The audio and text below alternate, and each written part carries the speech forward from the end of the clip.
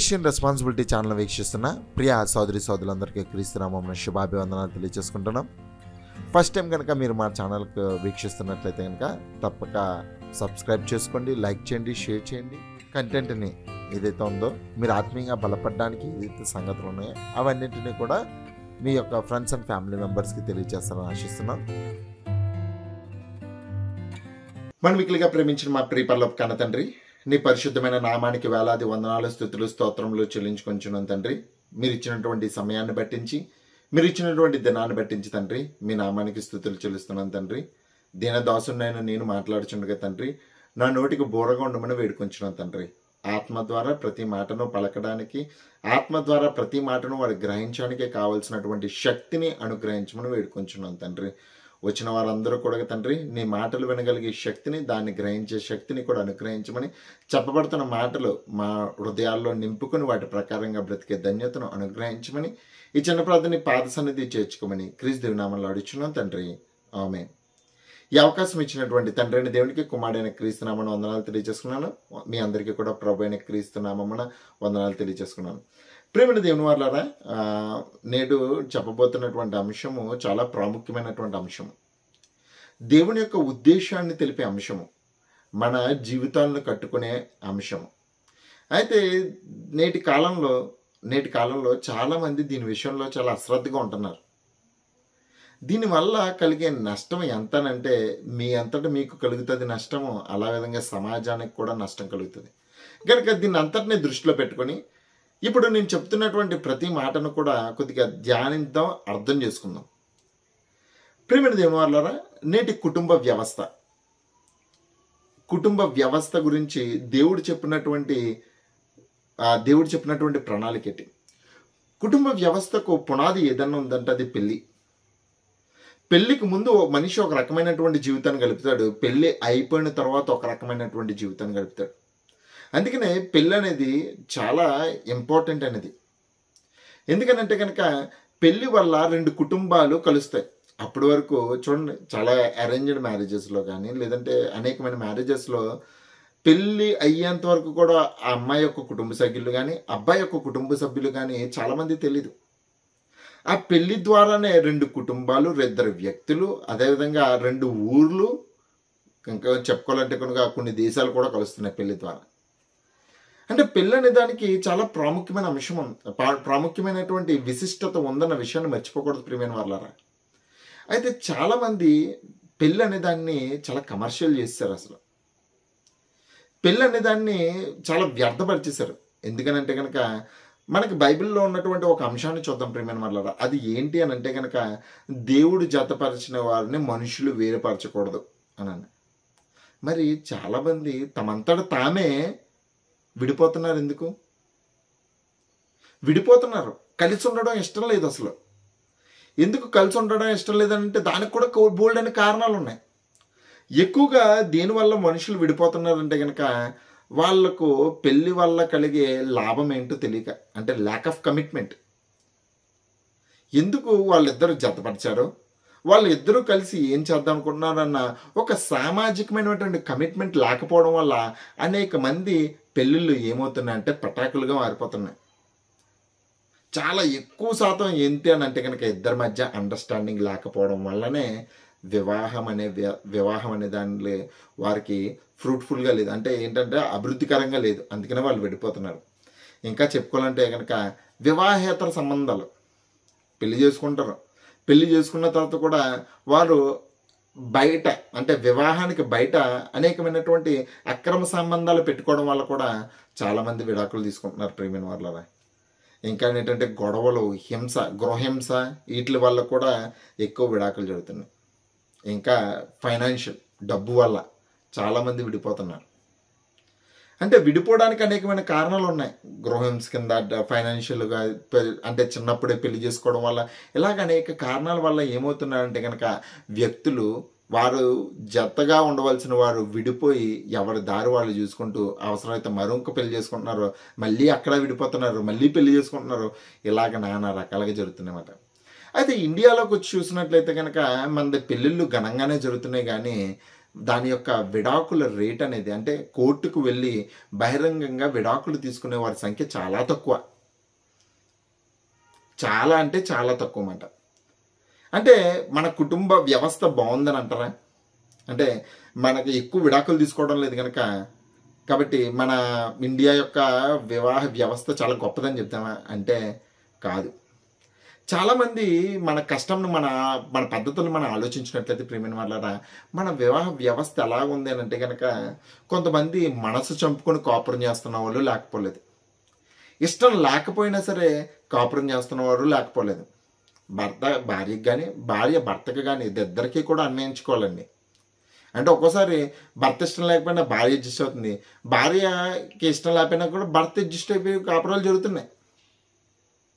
అసలు పురుషుడికి స్త్రీని కానీ స్త్రీకి పురుషుని కానీ దేవుడు ఎందుకు వారి యొక్క కలయికని దేవుడు ఎందుకు కోరుకున్నాడన్న విషయం మీకు అర్థమైతే కనుక, మీ కుటుంబ వ్యవస్థ భార్యాభర్తలు, మరి ముఖ్యంగా భార్యాభర్తలు ఇద్దరు కూడా చాలా అద్భుతమైన కుటుంబ వ్యవస్థను మీరు కట్టుకోగలరు. దేవుడు చెప్పినటువంటి మాటల ప్రకారంగా మీరు అన్వయించుకొని ఇద్దరు ఒక కామన్ అండర్స్టాండింగ్కి వచ్చి ఇదిగో దేవుని వాక్య ప్రకారం నడుచుకుంటే అసలు ఎందుకు మీ యొక్క కలయిక జరిగిందన్నది మీకు అర్థమైతే కనుక, ఇదిగో మీ కుటుంబ వ్యవస్థ చాలా బాగుంటుంది. ఒకసారి మనం చూద్దాం ప్రియమైన వారులారా. ఆదికాండము 2వ అధ్యాయము 19వ వచనం చూస్తానే, అక్కడ ఒక దేవుడు జతపరిచినటువంటి ఒక మనుషుని చూస్తున్నాం. దేవుడు మొట్టమొదటిగా ఆదాముని చేశాడు. ఆదాముని చేసిన తర్వాత అదిగో భూజంతువులను, ఆకాశ పక్షులను నేల నుండి నిర్మించి ఆదాము వాటికి ఏ పేరు పెట్టినో చూచుటకు అతని యొద్దకు తీసుకుని వచ్చాడు, రప్పించాడు దేవుడు అన్నిటికీ. జీవం గల ప్రతి దానికి ఆదాము ఏ పేరు పెట్టినో ఆ పేరు దానికి ఉంది. అయితే ఇక్కడ చెప్తున్నాడు, అప్పుడు ఆదాము సమస్త పశువులకును ఆకాశ పక్షులకును సమస్త భూజంతువులకు పేర్లు పెట్టను, అయినను ఆదామునకు సాటి అయిన సహాయము అతనికి లేకపోయాను. అంటే భూమి మీద ఉన్నటువంటి దేవుడు కలిగించిన ప్రతిదీ కూడా ఆదాముకు సాటి రాలేకపోయింది. అంటే ఆదాముకి దేనికి సహాయం అవసరమైంది మనం ఆలోచించాలి ప్రియమైన. అంటే ఆదాము చేతకానివాడా? కాదే. కానీ ఆదాముకు సహాయం కావాలంట. ఆ సహాయం కోసం దేవుడు, అంటే చూడండి, పెళ్ళైన కొత్త గురించి చెప్తున్నానండి. పెళ్ళి అయిపోయినప్పుడైతే పెళ్ళి అంటే చాలామందికి ఎటకారం అయిపోయింది, కానీ పెళ్ళి కొంతమంది జీవితాలను మార్చిందండి. పెళ్ళి వాళ్ళకి అర్థం చేసుకున్నారు, పెళ్లి యొక్క పర్పస్ని అర్థం చేసుకున్నారు. వారి యొక్క కలయిక భార్య భర్తతో కానీ భర్త భార్యతో కానీ కలిసి ఉండడం, దాని యొక్క ప్రాముఖ్యతను విశిష్టతను కాపాడుకుంటూ దాన్ని పట్టించి కుటుంబాన్ని కట్టుకున్నటువంటి ఎంతోమంది ఆదర్శంగా ఉన్నారు. అయితే చాలామంది స్క్రాబ్ని చూపించి పెళ్లి వేస్ట్ అంటున్నారు, కానీ దేవుడి యొక్క సంకల్పం అర్థమైతే పెళ్లి చాలా గొప్పది. చూద్దాం ఇక్కడ ఏమన్నాడు, ఆదామునకు సాటి అయిన సహాయం లేదు. అంటే సహాయం చేయడానికి వచ్చిందే ఈ హవ్వమ్మ. ఎవరికి? ఆదాముకి సహాయం చేయడానికి వచ్చింది హవ్వమ్మ. దేవుని యొక్క సంకల్పాన్ని నిర్వర్తించడానికి, దేవుని యొక్క ప్రణాళికలో ముందుకు వెళ్ళడానికి, దేవుని చిత్తాన్ని బట్టించి ఈ భూమిని ఫలింప చేయడానికి, అభివృద్ధి పొందడానికి, దానిని అంతటిని లోపరుచుకోవడానికి ఆదాముకు సాటి అయిన సహాయం కావాల్సి వచ్చింది. ఆ సాటి అయిన సహాయమే హవ్వమ్మ. నేటి కాలంలో మనం కూడా ఆలోచిద్దాం, ఎంతమంది మన భర్తలకు భార్యలు ఆసరాగా ఉంటున్నారు. ఇంకా ముందుకు వెళ్తే చాలా బాగుంటుంది ప్రియమైన వాళ్ళ. ఎందుకనంటే కనుక మనకి దేవుడు మనకి ఇచ్చినటువంటి ప్రణాళిక అర్థమైతే కనుక చాలా గొప్పగా ఉంటుంది. కుటుంబాన్ని ఏమండి, మన జీవితాల్లో అద్భుతాలు జరగాలంటే పైనుంచి ఏది రావక్కర్లేదు. దేవుని వాక్యాన్ని బట్టించి మనలో కలిగినటువంటి మార్పే మన జీవితం అద్భుతంగా మారడానికి అవకాశం అవుతుంది. విశ్వాసం అనేదాన్ని ఎందుకు అంత నొక్కి ఒక్కనించి చెప్తున్నదంటే బైబిల్ ఎందుకంటే విశ్వాసం ద్వారా అద్భుతాలు చూడొచ్చు. విశ్వాసం అనేది మామూలుది కాదు అసలు. అలాంటి విశ్వాసంతో ముందుకు దేవుడు ఆదాము అవ్వలను జతపరిచాడు, నమ్మకంతో జతపరిచాడు వాళ్ళిద్దరినీ కూడా. ఆదాము ఎంత సంతోషించాడో అసలు అవ్వమ్మని చూసినప్పుడు. దాని గురించి చెప్తే కిందకి వెళ్తే మనకు ఉంటుంది అన్నమాట. అప్పుడు దేవుడైన యెహోవా ఆదామునకు గాఢ నిద్ర కలగజేసి అతడు నిద్రించినప్పుడు అతని పక్కటెముకలో ఒక దానిని తీసి ఆ చోటును మాంసంతో పూడ్చివేశాను. తర్వాత దేవుడు యెహోవా తాను ఆదాము నుండి తీసిన ప్రక్కటెముకను స్త్రీనిగా నిర్మించి ఆమెను ఆదాము నొద్దకు తీసుకొని వచ్చాను. అప్పుడు ఆదాము ఇట్లను, నా ఎముకలో ఒక ఎముక, నా మాంసంలో మాంసము, ఇది నరులో నుండి తీయబడిన గనక నారి అనబడుతుందని చెప్పేసి ఆవిడికి నారి అని పేరు పెట్టాడు. వారిద్దరు కూడా, కాబట్టి పురుషుడు తన తండ్రిని తన తల్లిని విడిచి తన భార్యను ఎత్తుకును, వారిద్దరూ ఏక శరీరమై యుందురు అని మనకిక్కడ ఉన్నదాన్ని మనం అర్థం చేసుకోవచ్చు ప్రియమైన. అంటే దేవుడు జతపరిచాడు. దేవుడు దేనికోసం జతపరిచాడంటే పురుషుడికి సహాయం కోసం జతపరిచాడు. చాలామంది వివాహ వ్యవస్థ దెబ్బతింటుంది. ముహూర్తాలు పెట్టి చేసుకున్నా, పెద్ద పెద్ద పాస్టర్లను తెచ్చుకుని నువ్వు స్టేజ్ మీద చేసుకున్నా, లేదంటే లక్షలు ఖర్చు పెట్టి నువ్వు పెళ్లి చేసుకున్నా, ఆ పెళ్లి పెటాకులు అవుతుంది తప్ప ఆ పెళ్లి ఘనమైనదిగా ఎందుకు ఉండడం లేదు? అంటే వాళ్ళ యొక్క కలయిక ఘనమైనదిగా ఎందుకు ఉండడం లేదంటే కనుక ఎక్స్టర్నల్ అన్నీ చూసుకుంటున్నారు. దేవుడు చెప్పినటువంటి గుణవతి అయిన భార్య కోసం ఎదురు చూసి దాన్ని బట్టించి పెళ్లి చేసుకున్న వాళ్ళు చాలా తక్కువ మంది ఉన్నారు. కాబట్టి వాళ్ళ పెళ్లి ఎలాగవుతుందంటే పెటాకుల కింద మారిపోతుంది ప్రియమైన వాళ్ళ. ఘనమైనదిగా ఉండాలి అని అంటే కనుక అసలు తెచ్చుకుంటున్నటువంటి కోడలు కానీ, అంటే తల్లిదండ్రులు చూస్తారు కాబట్టి చెప్తున్నా, తెచ్చుకుంటున్నటువంటి కోడలు అసలు నీ కుటుంబాన్ని పరువుని నిలబెట్టే కోడలేనా? దేవుని యొక్క వాక్యానికి లోబడే కోడలేనా? లేదంటే కనుక అత్తమామలను కానీ తల్లిదండ్రులు కానీ సక్రమంగా చూసుకునే గుణం కలిగినటువంటి గుణవతి అయిన స్త్రీయేనా? అలా చూస్తున్నారు. లేదు, చేసుకోవడం ఎంత కట్నెత్తారో దాన్ని బట్టించి చేసుకోవడం అంతే. లేదంటే కనుక అల్లుని తెచ్చుకుంటాడంట, లేదంటే కనుక తన కూతురికి తన భర్తని ఇచ్చేటప్పుడు వాడు గవర్నమెంట్ ఉద్యోగస్తురా, వాడికి ఇల్లు ఉందా, లేదంటే కనుక వాడు నెలకు 1,00,000 రూపాయలు 2,00,000 రూపాయలు సంపాదిస్తున్నాడు, ఈ క్యాలిక్యులేట్ చేస్తున్నాడు తప్ప వాడి వ్యక్తి దేవుడికి వాక్యానికి లోబడేవాడా? లేదంటే కనుక ఆ వ్యక్తి ప్రార్థనాపరుడేనా? లేదంటే యవ్వన ప్రాయంలో దేవుని యొక్క కాడిని మోసే స్వభావం కలిగిన వాడేనా? బాధ్యతను తెలిసిన వాడేనని అవగాహన కలిగి తన పిల్లలకి పెళ్లి సంబంధాలు చూస్తున్న వారు ఎంతమంది ఉన్నారండి? చాలా అరుదు. అసలు వాళ్ళ కుటుంబాలు చాలా బాగుంటాయి. దేవుని పక్షంగా ఉన్నవారి కుటుంబాలు చాలా బాగుంటాయి. అది కదా ఘనమైనదిగా అంటే. పెళ్లి చేస్తున్నప్పుడు అంటే భర్తకి కానీ భార్యకి కానీ ఒక అవగాహన ఉండాలి ప్రియమైన వాళ్ళ. ఆ అవగాహన ఏంటనుకుంటున్నారు? ఒకసారి చూద్దాం అదేంటో. అపోస్తలుడైన పౌలు ఎఫెసీయులకు రాసినటువంటి పత్రిక 5వ అధ్యాయము 2వ వచనం. ఇక్కడ స్త్రీలకి పురుషులకి దేవుడు దాన్ని గుర్తు చేస్తున్నాడు. ఏంటో గుర్తు చేస్తున్నాడు అంటే ఒకసారి చూద్దాం. ఏంటంటది? స్త్రీలారా ప్రభువునికి వలె మీ సొంత పురుషులకు లోబడి ఉండుడి. ఏంటంటే సొంత పురుషులకు లోబడి ఉండమన్నాడు. అంటే లోబడి ఉండడం అంటే కనుక నీ భర్త ఏదైతే చెప్తున్నాడో ఆ భర్త చెప్పిన ప్రతి దానిని కూడా అంగీకరించు. అంటే అన్ని విషయాల్లోనే, అంటే దేవుని వాక్య ప్రకారంగా తీసుకుంటున్నటువంటి ప్రతి విషయానికి కూడా నువ్వు లోబడి ఉండాలి. ఎలాగనంటే దానికి కూడా చెప్తున్నాడు, ఎలా లోబడి ఉండాలో కూడా చెప్తున్నాడు. స్త్రీలారా ప్రభువునికి వలె మీ సొంత పురుషులకు లోబడండి. ఉదాహరణ చెప్తున్నాడు, క్రీస్తు సంఘమునకు శిరస్సు ఉన్నలాగన పురుషుడు భార్యకు శిరస్సు అయి ఉన్నాడు. ఏంటంటే ఆలోచనకర్త. భర్త అంటే ఎవరు? ఆలోచనకర్త, బాధ్యతాపరుడు. అలాంటి బాధ్యతాపరుడు ఏదైతే చెప్తున్నాడో ఆ చెప్పిన దానికి లోబడుండు. క్రీస్తే శరీరమునకు రక్షకుడై ఉన్నాడు. ఇంకా కిందకెళ్తే చెప్తున్నాడు, సంఘము క్రీస్తులకు లోబడినట్లుగా భార్యలు కూడా ప్రతి విషయంలో తమ పురుషులకు లోబడవలెను. ప్రతి విషయంలో కూడా లోబడాలి. ఎందుకంటే కనుక పురుషుడికి ఇన్స్ట్రక్షన్స్ ఎక్కడి నుంచి వస్తున్నాయి? క్రీస్తు దగ్గర నుంచి వస్తున్నాయి. క్రీస్తుకి ఇచ్చినటువంటి ఇన్స్ట్రక్షన్ బట్టించి భార్యకి ఎటువంటి ఇన్స్ట్రక్షన్స్ ఇస్తున్నాడో భార్య ఇచ్చినటువంటి ఇన్స్ట్రక్షన్స్ అన్నిటిని కూడా ఫాలో అవ్వాలి. అలాగా లోబడి ఉండండి అంటున్నాడు. ఇంకా క్రీస్తు సంఘమునకు శిరస్సు ఉన్నలాగా పురుషుడు భార్యకు శిరస్సు అన్నాడు. కనుక క్రీస్తే శరీరమునకు రక్షకుడైన నిన్ను రక్షించేది, నిన్ను పోషించేది, నీ కుటుంబ వ్యవస్థను నిలబెట్టేది భర్తే. కాబట్టి ఇంకో భర్తకు లోబడి ఉండమంటున్నాడు. అది సబబే. ఇంకా 25వ వచనం చెప్తున్నాడు.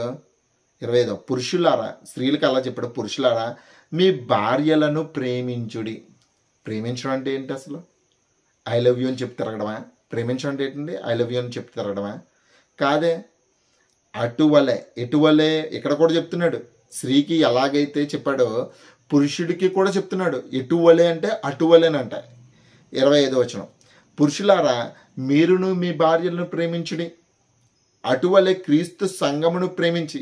క్రీస్తు ఎలా ప్రేమించాడంటే సంఘాన్ని, అది కళంకమైనను ముడతయైనను అట్టిది మరి ఏదైనాను లేక పరిశుద్ధమైనది గాను నిర్దోషమైనది గాను మహిమగల సంఘము గాను ఆయన తన ఎదుట దానిని నిలబెట్టుకున్న వల్లని వాక్యముతో ఉతక స్థానము చేత దానిని పవిత్రపరిచి పరిశుద్ధపరచుటకే దాని కొరకు తన్ను తానే అప్పగించుకొనెను.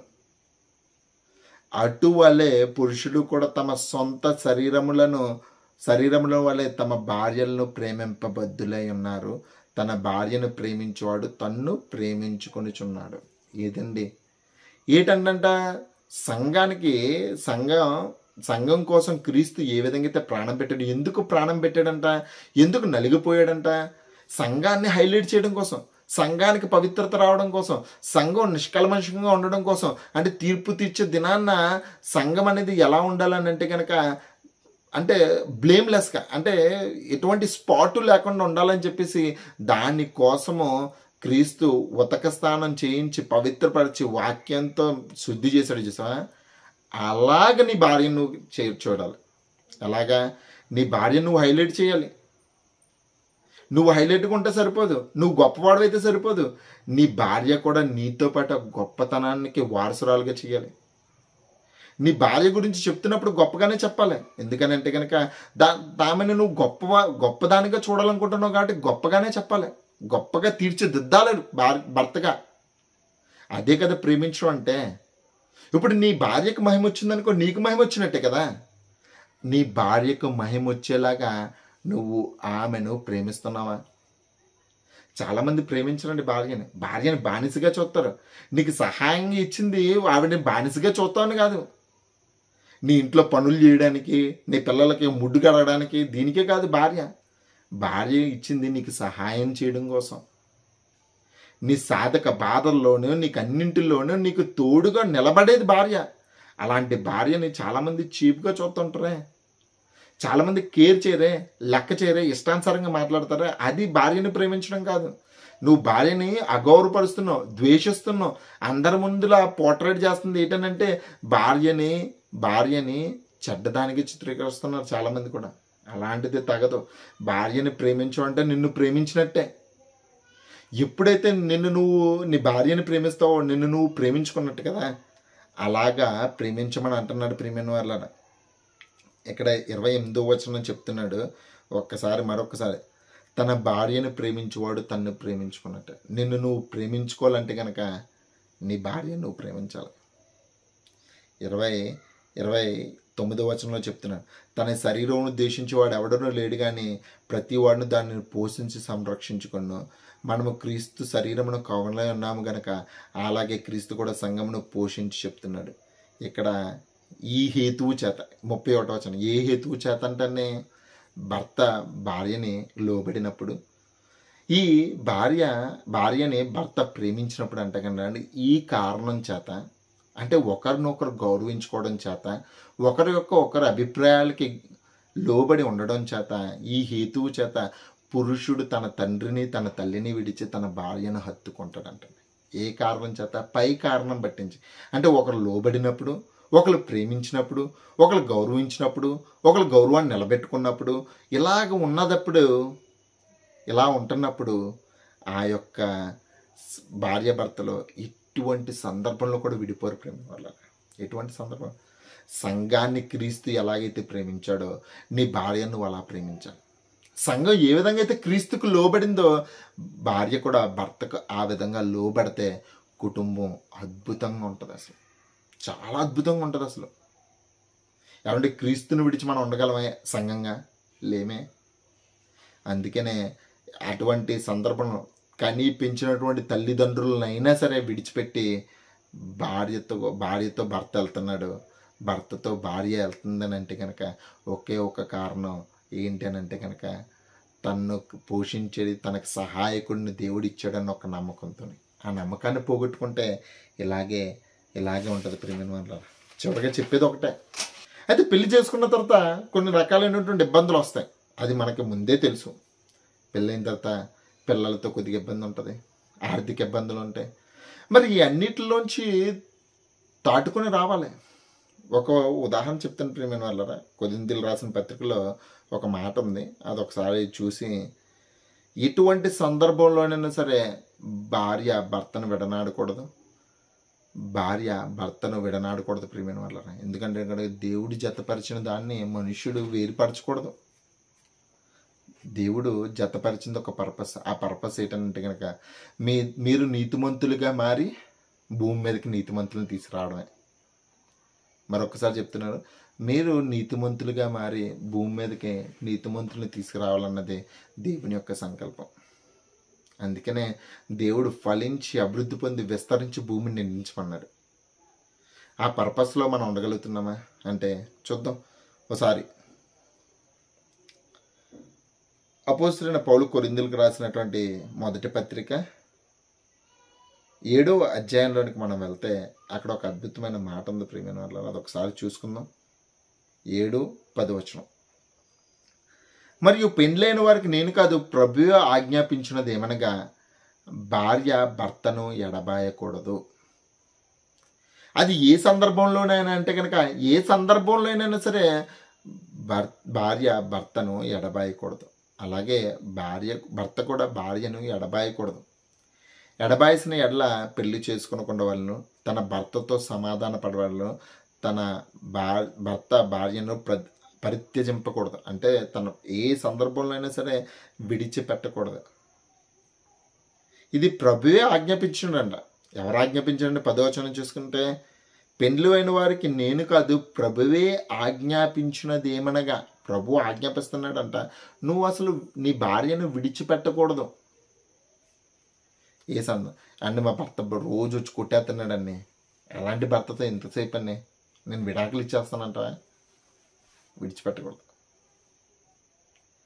లేదంటే కనుక రోజు టార్చర్ చేస్తున్నాడండి, డబ్బులు ఇవ్వడండి, రోజు తాగేస్తాడండి, ఎలాగని చెప్తున్నా చూసా.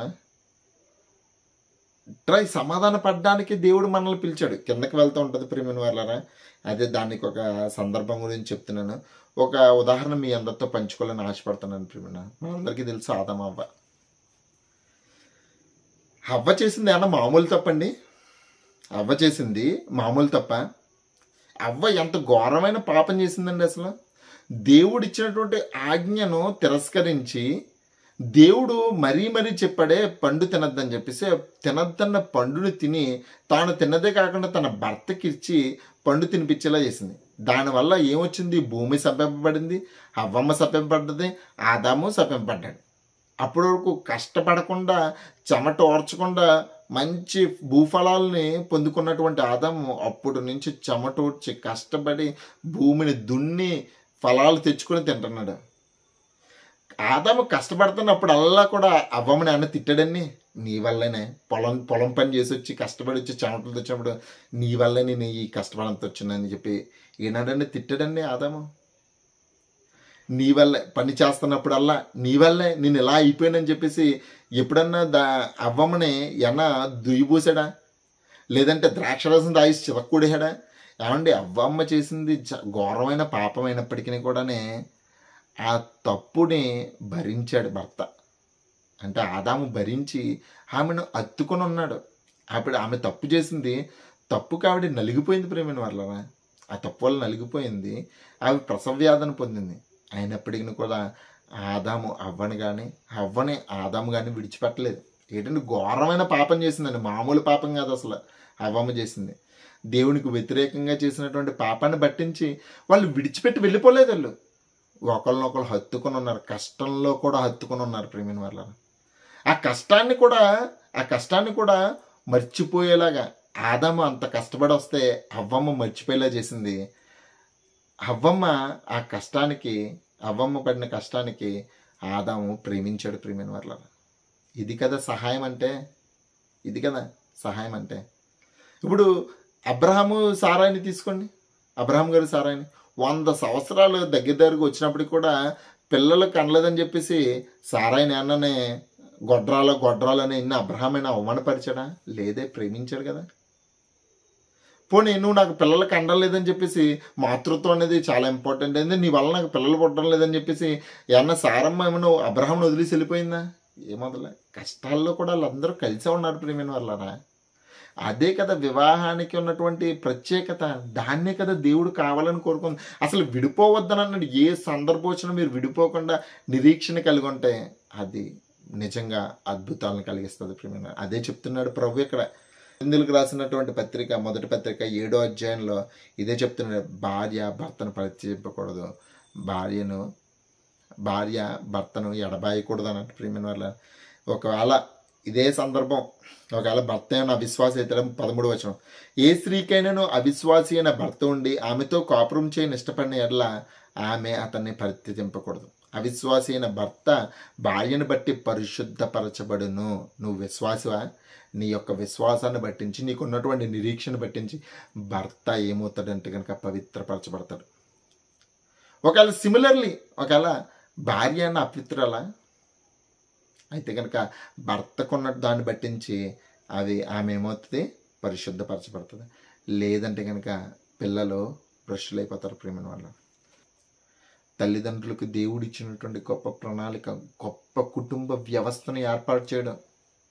పిల్లలకి చిన్నప్పటి నుంచే దేవుని యొక్క భయంలోను, దేవుని యొక్క భక్తిలోను పెంచాలి. వాక్యాన్ని నేర్పించాలి. వీళ్ళు నేర్చుకుంటే వీళ్ళు నేర్పిస్తారు. అసలు దేవుడు లేడు కాబట్టి వివాహ వ్యవస్థలో దేవుడు లేకపోతే ఆ వివాహం ఘనమైనది కాదు.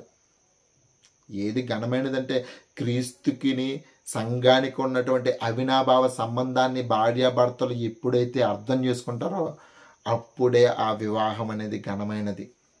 వాళ్ళ ద్వారా వచ్చినటువంటి పిల్లలు నీతిమంతులుగా వస్తారు ప్రియమైనారా. లేదా అపవిత్రులే, భ్రష్టులే వస్తారు. వీళ్ళు సరిగ్గా లేరా, హింసలే జరుగుతాయి ప్రియమైన వాళ్ళ. ఒక్కటే చివరికి చెప్పాలనుకున్నది ఒక్కటే, ఏ సందర్భంలోనూ కూడా భార్యను విడనాడకూడదు, భర్తను విడనాడకూడదు. వారికి ఉన్నటువంటి ధర్మాలను వారు నిర్వర్తించాలి. వారికి ఉన్నటువంటి సాధక బాధలన్నింటిలో కూడా ఒకరికొకరు తోడై ఉండాలి. ఎప్పుడు ఒకటై ఉంటారనికంటే ఒకటే గమనించండి, భర్తకు భార్య బలం, భార్యకు భర్త బలం. వీరిరువురికి క్రీస్తు బలమైతేనే ఆ కుటుంబం దేవుడు ఏర్పరిచినటువంటి కుటుంబంగా మారి అనేక మందికి ఆశీర్వాదకరమైన కుటుంబంగా మార్చబడుతుంది. లేదా అనేకమైన కుటుంబాల్లానే మన కుటుంబం కూడా కలిసిపోయి అడ్జస్ట్మెంట్లతో సంతోషం లేక, ఏమండి కుటుంబం అనేది సంతోషకరమైన కుటుంబం ఉండాలి. అది దేవుడు కోరుకున్నటువంటి కుటుంబం. అట్టి కుటుంబాలుగా మన కుటుంబాలన్నీ మారతాయని, క్రీస్తు వాక్యాన్ని పట్టించి మనమందరము కూడా మన కుటుంబాలను కట్టుకుంటామని, భార్యాభర్తలకు దేవుడిచ్చినటువంటి గొప్ప అవకాశం ఏంటనంటే ఫలించడానికి, వృద్ధి పొందడానికి, వారిరువురు కలిపి ఒకరికొకరు సహాయం చేసుకుంటూ దేవుని పక్షంగా నిలబడి దేవునితో జతకట్టి ముందుకు నడుస్తారని దేవుడు భార్యాభర్తలుగా ఒక స్త్రీని ఒక పురుషుని జతపరుస్తున్నాడు కనుక ఆ ఉద్దేశాన్ని ఎరిగి మీరు అందరూ కూడా నడుచుకుంటారని ఆశిస్తూ నా మాటల్ని ముగిస్తున్నాను. చిన్న ప్రార్థన చేసుకోవచ్చు ప్రియమైన వాళ్ళని. మనం మిక్కిలిగా ప్రేమించిన మా ప్రియ పరలోక కన్న తండ్రి, నీ పరిశుద్ధమైన నామానికి వేలాది వందనాలు, స్తుతులు, స్తోత్రములు చెల్లించుకుంటున్నాను తండ్రి. తండ్రి మీరు ఇచ్చినటువంటి సమయాన్ని బట్టించి, తండ్రి మీరు ఇచ్చినటువంటి మాటలు బట్టించి, మీరు ఇచ్చినటువంటి హెచ్చరికలు బట్టించి, మీరు ఇచ్చినటువంటి సూచనలు బట్టించి తండ్రి మీ నామానికే స్తుతులు చెల్లించుకుంటున్నాను తండ్రి. తండ్రి ఈ మాటలను బట్టించి మా కుటుంబాలను కట్టుకోవడానికి, మా యొక్క పార్ట్నర్స్ని, మాకు ఇచ్చినటువంటి సహకారులు మేము ప్రేమించే వారిగా, లోబడే వారిగా ఉండడానికి సహాయం అనుగ్రహించమని వేడుకొంచున్నాను తండ్రి. ఈ మాటల ప్రకారంగా తండ్రి కుటుంబాలను కట్టుకొని పిల్లల్ని కాచుకుంటూ తండ్రి నీ దగ్గరికి చేరుకునే ధన్యతను అనుగ్రహించమని తండ్రి ఈ చిన్న ప్రార్థనను నీ పాద సన్నిధి చేర్చుకోమని క్రీస్తు దివ్యనామంలో అడుగుచున్నాం తండ్రి. ఆమేన్. అందరికీ వందనాలండి. Thank you.